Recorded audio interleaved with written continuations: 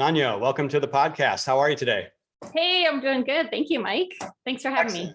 Excellent. I'm really excited to dig into your background. I think we can have a really wide-ranging conversation here and hear your perspective on a lot of different things. I have down, you've got this kind of mix of things that you do, right? I've got career strategist, salary advisor, and leadership coach. And I want to dig into all of that. But I also love a really good background story, and I love seeing kind of the arcs of people's careers and the decisions that they make. So I wonder if you could start by just kind of giving our audience some background and an overview of you yourself and kind of maybe where you started and how you got to where you are. Yeah, sure thing. So when I went to college, I really did not have any clear idea of what I wanted to do. And I changed majors multiple times. It actually took me 6 years in 7 different colleges to finish my college education, my undergraduate education. And about 3/4 of the way through, I was just thinking, what the heck am I doing? And I put myself through college. So it got pretty expensive over time because I was just taking out all these tuition checks from Uncle Sam. And about 3/4 of the way through, I decided to take a break and get a job. And I got a job working for a very cool startup company. I was employee number 2. So it was literally just me and the founder. And then the founder started hiring, a whole bunch of different tech people. So at very first, I was hired as like a glorified admin assistant, but the company grew very quickly. And so I used that as an opportunity to kind of springboard into new positions and new opportunities and gain more responsibility.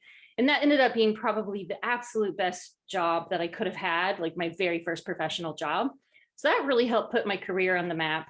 I did end up finishing college, and then I just had a wide variety of different jobs after that. So I consider myself to be a pretty dynamic individual, just meaning that I'm very curious and I like to explore new things. And so I myself has single-handedly reinvented my career at least a handful of times. And this is really what led me to becoming a career coach, because I did a wide variety of different things. I was a product manager, I eventually moved into product management. Then I got into usability engineering, where we would, bring in customer representatives, and we would do eye tracking tests, to see where people's eyes went on the screen and monitored them through their buying process and that sort of thing. Then I decided to get into marketing and business development. And then I also tried my hand at consulting. So I was doing change management consulting. So I've done a really wide variety of different things. And I did go back to school. I got a master's in leadership and organization development. And, I've spent a lot of money on my education. And I'm really proud of my education. It feels good to have that. However, what I found is that the education wasn't really what helped get me the jobs. And, when I wanted to change between different roles and responsibilities, really what mattered was learning how to be more, creative in how I positioned myself and how I leveraged my past-based work experience and my skills to kind of move in this new direction. So what led me to doing what I'm doing today is that each and every time that I made one of those moves in my career, not only was I making significantly more money, but I was also taking on higher leadership responsibilities and generally aligning myself with organizations that seemed to be a better fit for me and my values and the impact that I wanted to have in the world. So I had, people in my life who started to take notice of this, and they were like, how the heck are you making these different changes in your career? And can you help me learn how to do the same thing? So, moving into career and leadership coaching was really kind of born by accident through my own career journey. And, I started working with friends and family, and then I was getting referrals and referrals from referrals. And then eventually I was like, you know what, I enjoy doing this more than I do my full-time job. And so I made the leap, and I now, I've helped thousands and thousands of professionals, do similar things that I accomplished in my own career, help find them jobs, making more money, finding things that are more in alignment with their values, and things that are really truly fulfilling, that gives them that sense of satisfaction of, the work that they're doing on a day-to-day basis. Really, really good, cool story.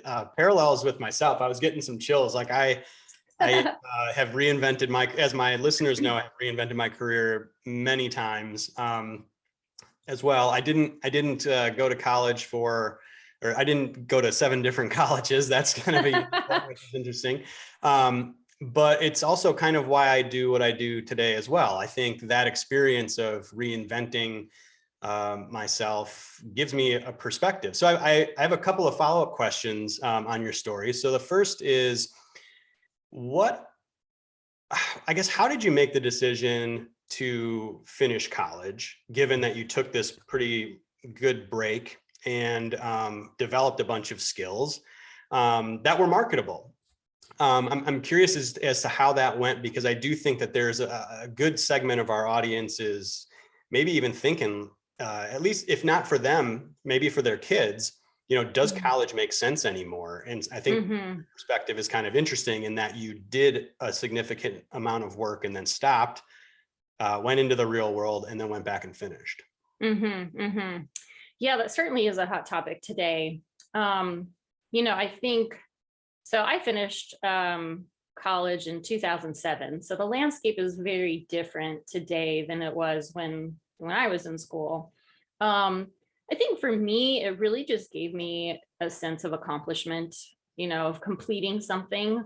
And, when I went and got that job, and then I decided to go back and finish, I really only had I ended up cramming all of my final remaining requirements into one semester, which was the craziest semester of my entire life.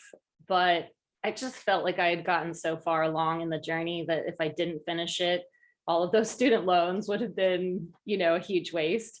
So for me, I think it was just, it was helpful. I do, I think the professional landscape is changing, but I do think that employers definitely still prioritize candidates who have at least a bachelor's degree and sometimes a master's degree as well, depending upon the role.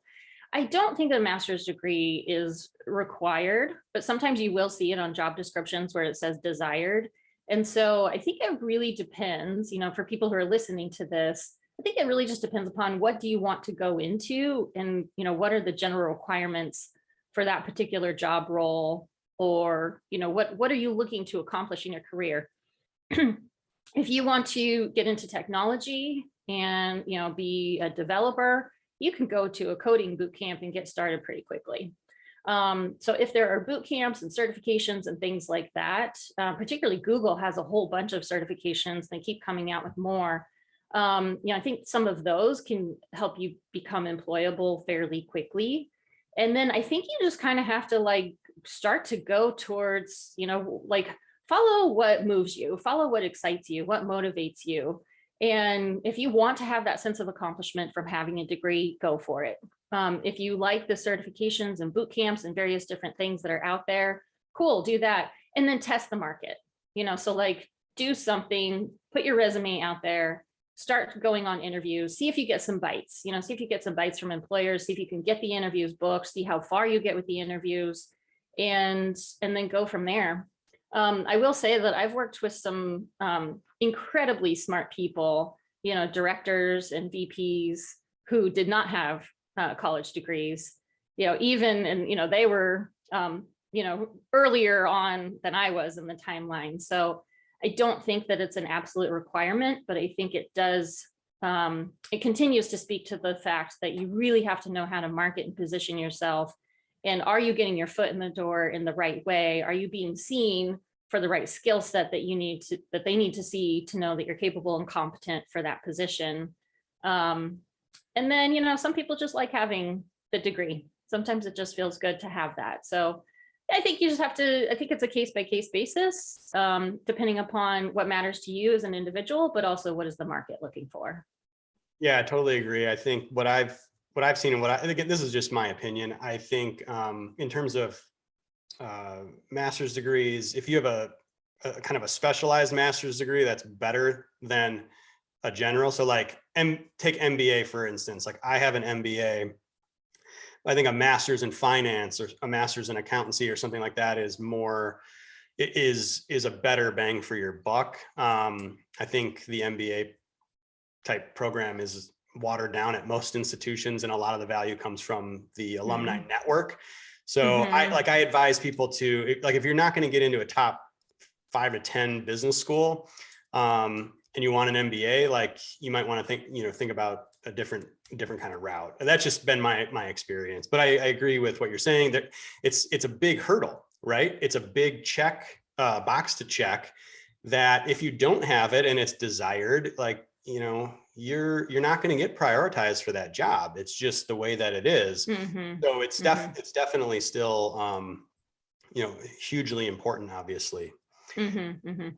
So you figured out a way to do what you're kind of called to do, and to find a career that gives you great satisfaction. I think that there's a lot of people right now after COVID, and we hear about the great resignation, as a thing, right? That are, part of it's driven through, obviously, job cuts and all this kind of stuff, and work from home versus not. But I think it's also driven by people's desire to find more meaningful work, and finding that they have options. What's your view on maybe what's driving some of the dynamics today, regarding the Great Resignation, as we Yeah, absolutely. Well, I think there's been a huge shakeup in the world of employment over the last 2 years, and I don't think we're done yet. Um, it's been a very interesting time since the pandemic hit. Initially there were some layoffs, and companies were very scared to hire. So, for that first probably year of the pandemic, there wasn't really a whole lot of hiring going on. And I think people were scared and just kind of holding on to the jobs that they did have. I think through the second year of the pandemic, or at least what I've experienced so far, is that the job market really heated up. Companies started hiring again, and they needed to, refill all those positions that they let go, or the hiring that they would have naturally done anyways got put on hold. So there was, a lot of hiring that happened. Not only that, I think people really started to become, fed up with, um, people have liked working from home. I think that is true across the board. Most people are really enjoying having remote work. However, people are significantly more burnt out than they were. If we look at burnout rates from 2019 to 2021, 2020, 2021, and then now into 2022, the burnout rates just keep climbing higher and higher. And so I think part of, like, people have liked working from home, but I think it's also diminished the boundaries between work and life. And so I think that's, that's contributed a lot to that burnout. And then, many people are deciding to change roles. So there's a big switcheroo happening in the job market right now. That's what I see happening, is a lot of people are just moving to new companies. So there's kind of musical chairs effect that's happening right now.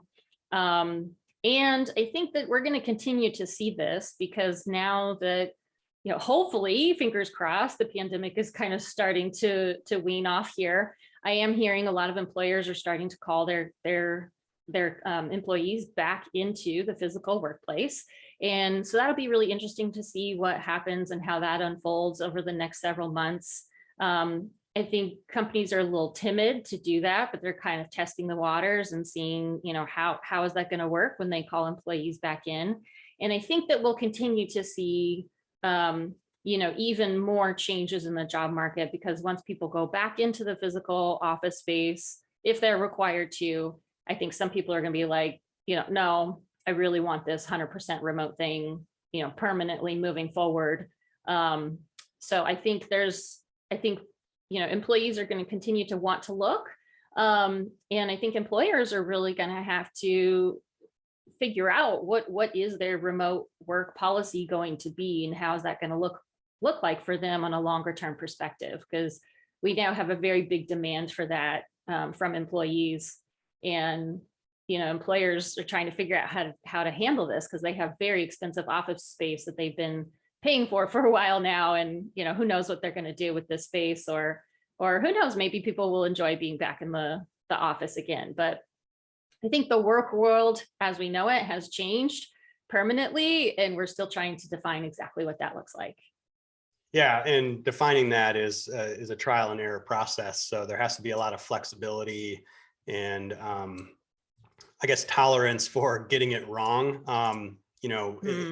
Built into the system. It's interesting what you said about burnout and going back to the office. Because my point of view, I guess how I see it is when companies are calling people back to the office, I feel like that's going to drive more people to change jobs. Again, I'm biased. I run a remote company and we were remote well before the pandemic ever happened. Mm-hmm. But what you said about burnout is interesting to me. And it strikes me as, I guess, more a problem of people or employees not being able to set boundaries more than it is like the actual work. But what do you think about that? Well, yes. I think it's a combination of things because yes, it could be boundaries, but now as employees have had to learn how to put those boundaries in place, or maybe that didn't quite exist in the same way before. If you're driving back and forth to the office space, maybe that was a good way to switch off work at the end of the day. However, we've always, we've had be online kinds of jobs all the time. So it's not like just because you drive home at night doesn't mean that you might not still check your email or work on some projects in the evening. But the other thing that I've seen happen a lot through the pandemic is that people just haven't had their home office. They haven't had like a home office set up in such a way that allows them to keep those boundaries. I know a number of people and families that, their kitchen table became their office space and their kids were running around the house all day long. So I think that has also contributed to burnout because it's just kind of like, everybody's been piled on top of each other for quite some time, of course, depending upon what your home life is like and, who lives in the home with you. But I do agree with you that it is up to each of us individually to know how to create better boundaries around, between work and life. A lot of people are calling it work-life integration. That's been a theme for a number of years now, that there actually really is no balance. It's just about learning how to integrate them together. And I think that trend is probably going to continue for a very long time to come. But it really is up to each of us to figure out those boundaries. And that might mean, having a different physical space that can support for that too. Yeah, it makes sense. I'm fortunate. I do have a home office and have for a long time, as I said. So that certainly helps separate things with my kids and my family. So that's a really great point. All right, I want to start talking a little bit about, one of the things that you obviously do is, as kind of a career strategist, is help people find meaningful work. And I think, again, like I said before, I think that plays into what we're seeing with the Great Resignation.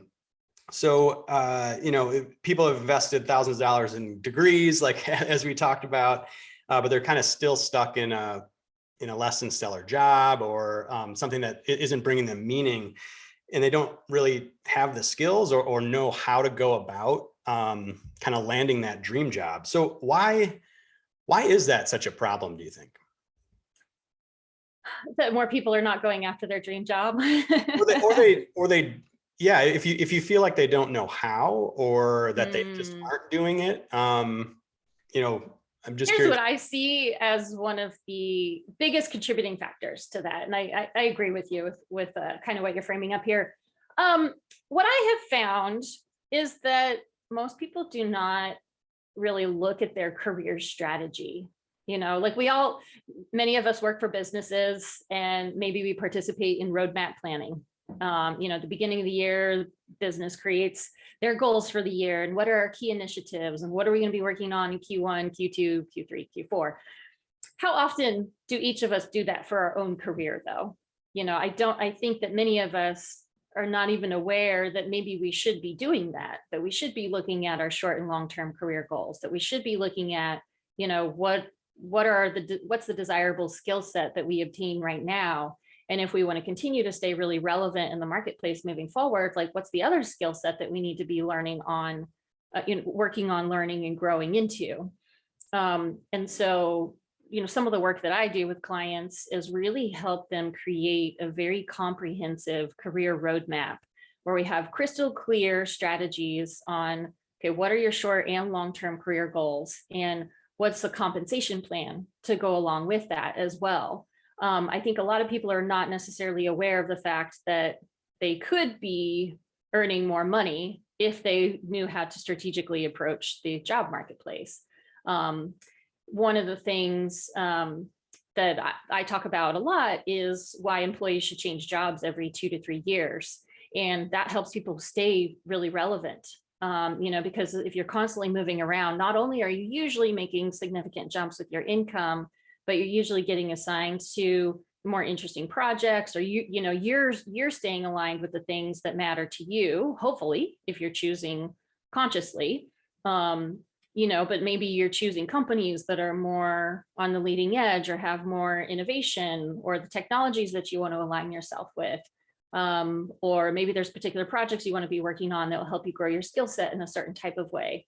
So I find when people stay with companies for too long, oftentimes their careers just start to become stagnant, because maybe they stay with the same team, they work on the same projects, it just becomes kind of this repeatable process, and they're not really learning and growing at the rate of what they could or need to like continuously accelerate their career, keep things moving forward, and really having that sense of fulfillment, and also really kind of having the impact that you want to have in the world. And I find that most people kind of need something new and interesting to sink their teeth into, and something to keep them engaged and challenged over time. And we all know, we've heard all the stats about engagement and how most employees are not really engaged in their job. I think when you switch things up more often, even if it's moving to a new team in your same organization, I think that can help keep you more engaged and more fulfilled. And of course, one of the things I talk about with clients a lot is, how do you make more money? How do you continuously maximize your earning potential and really make sure that you are kind of like getting the best bang for your buck throughout your entire career? Yeah, so I agree with a lot of the positives you've kind of laid out. I think on your website or in some of your materials, you say that the average, when you change jobs, you're like the average increase in pay is around 20%. Am I getting that right? Yep, that's true. So I think from that standpoint, it makes sense.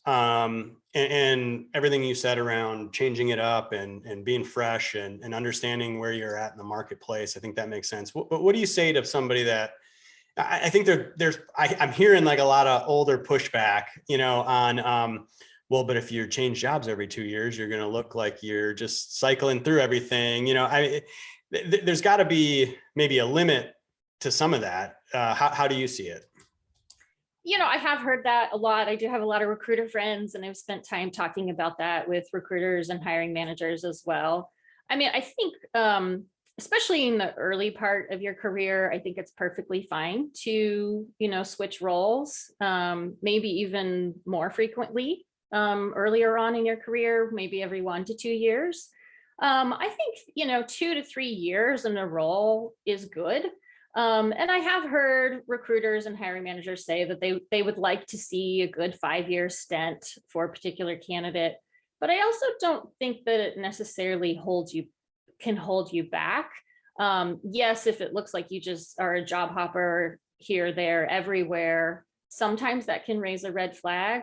But I think you want to be taking the full picture into consideration, where it's like, what is it doing for you? When you look at your resume, what does the comprehensive story say about you? What were your various different roles, and were you moving up in that time frame? Were you taking on greater responsibility? Did you have a more senior level title? Were you moving into leadership? Were there things that were showcasing that you were moving into bigger and better things? Or does it just look like you couldn't handle that particular work culture, and so you needed to move on and do something new and different, but you're just kind of basically doing the same thing over and over again with a different company? That's how I would tend to look at it. And that's how I think recruiters and hiring managers would look at it as well. Okay. So kind of taking that strategy and moving it up a level, like into your overall career strategy. Like, how do you start?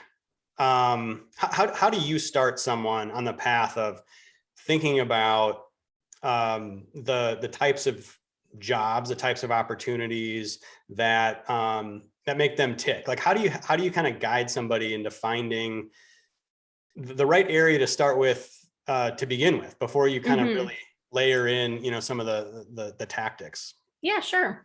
I think it kind of depends upon where the client is starting to begin with.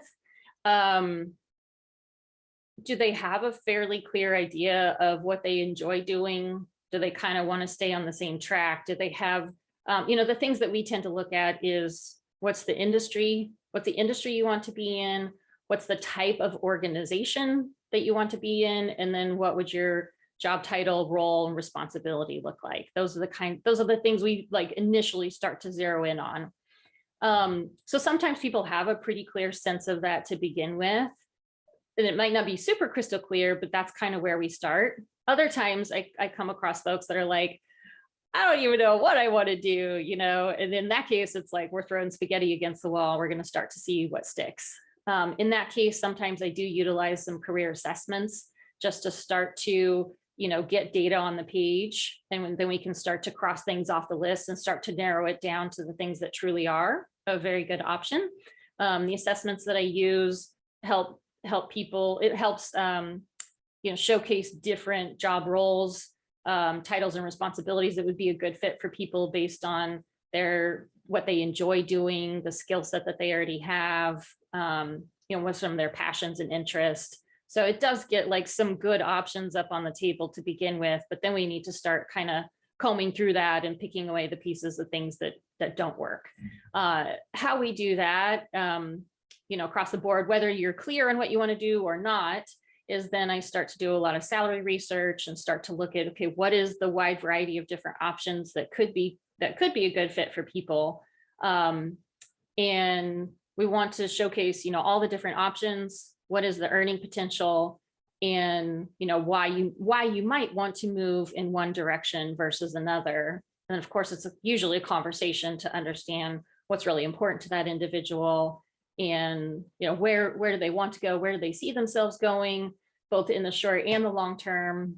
And the more clarity that they can have on the long term, the better, because then that can help us kind of create a backwards plan to understand, okay, well, what should you be doing next? What should you be doing now or next that can kind of help build that skill set and get you prepared for, longer term positions as well. What are some of the, you can take short or long term, but what are some of the common goals that people are coming to you with regarding their career? Well, I mean, sometimes I have folks who are like, I want to be a VP. I want to be in the C-suite by the time I'm 40, 45, whatnot, right? So then there's a specific strategy for that. Other times people want to, be focused on a particular technology, like they have worked inside of Salesforce or Tableau, and they want to become more of a master in that, so then it's like a matter of looking at what are the different job titles that could surround those types of technologies, or like AWS is a really good example. Let's see, I mean, I work with a lot of program managers, product managers, project managers, folks like that. So then, it's like, okay, well, are there specializations in those areas, right? Like some folks will come to me and they're like, I've been working in product management, but I want something new and different. Well, then it's like, okay, well, let's look at the industry and the types of companies and the different types of products that you might want to be focused on, and kind of zero in, moving in that direction. You noticed a change in the shift in attitude or how people tend to phrase goals since the pandemic? Is there been anything around not necessarily moving up the ladder, but creating more balance, as we kind of talked about before? Yes, I definitely, pretty much most of the folks who come to me these days, probably 90% of them are looking for permanent remote positions. Okay. That seems to be a pretty central theme of what I'm hearing. I also think people have been reflecting a lot more in life, and they do want more balance. And so I've heard a couple of people come to me and they're like, I'm starting to look towards retirement, even if that might be maybe a far distance for them. They're like, I want to maximize my earning potential so that I could retire early. So I think maybe people are wanting to think less about work and more about, other aspects of life, but also still have interesting work that keeps them engaged. It's always interesting to me. I think people talk about, assets and money and all this kind of stuff, but I rarely hear, at least when I'm talking with people, and trying to advise them on their career paths, I rarely hear people talk about their ability to earn $1 as their largest asset. And the idea of, that's kind of the engine and figuring out how to invest in yourself to grow your earnings potential, right? So it's not just hopping jobs. There's all sorts of paths and ways to put in time, money, effort into increasing your ability to earn $1. And I'm pretty sure you have some resources, and you probably have a pretty good point of view on like a holistic approach to that. How do you get people to focus on all of the different things that go into being able to earn more money over a career? Well, it really is. It's kind of the career roadmap that I was speaking to earlier, is just helping individuals get the whole map completely laid out, where you can look at all of the various different aspects. So, I mean, that's something that we look at and we do salary research to look at the wide range of different options available. I have a list of decision-making criteria that I go through with people to help them identify what are the most important things to them. Is it compensation? Is it work culture? Is it remote work opportunities? Is it a relationship with your manager? Is it, I have a long list of different things that we kind of go through and we evaluate it and we create, what are the thresholds of what people would be willing to accept? What's their ideal range? And then what's the minimum? So that if they do get an offer and it's below that minimum, it's just a hard no. So, I mean, there's a number of different things to look at to help people, evaluate what could be a good fit for them. I do have, if I may share, I do have a free assessment that I can offer people. And it's kind of the initial phase of this. So if you go to dynamocareers.com/quiz, QUIZ, there's a really nice, it's like a 5-minute assessment, and it just kind of goes through and asks some questions about what's most important to you, what's least important to you. And then at the end, it'll give you some helpful guidance of things that you might want to be thinking about as you move forward in your career. So it's initial assessment. That can be a great way to get started. And then, just continue to evaluate many of the things that we're talking about here today, and making sure that you are looking at all the things that are important to you, and that you're also kind of prioritizing them in the order of importance of, is it money, or is it work culture, or is it, maybe it's the product or service offering, maybe it's the impact that you want to have in the world.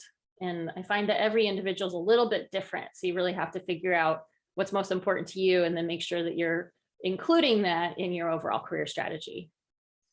Great. So we'll make sure we link to that quiz in our show notes for our audience if they want to start down that path. I think these quiz assessments are fantastic ways to start the process of being much more intentional about what we're going to spend all of our time in our life doing, which is work. And that's kind of one of my missions, is to get people to start thinking more intentionally about that. So we'll make sure we definitely link out to that. For our audience, why don't you leave them with where they can learn more about you in particular, and the work that you do? Sure. Thank you. Yeah, my name's Sonja Price. I own Dynamo Careers. You can go to my website, take a look at all the resources and everything we have available. That's dynamocareers.com. It's DYNAMO careers.com. Check out all the information there. You can contact me on my website or look me up on LinkedIn. Love to connect with you, be friends, and share a post with each other on LinkedIn. You can look for me under Sonja Price, SonjaPrice. We'll make sure we link to all of that as well as a resource for our listeners. Sonja, is there anything that I didn't ask you that I should have asked you?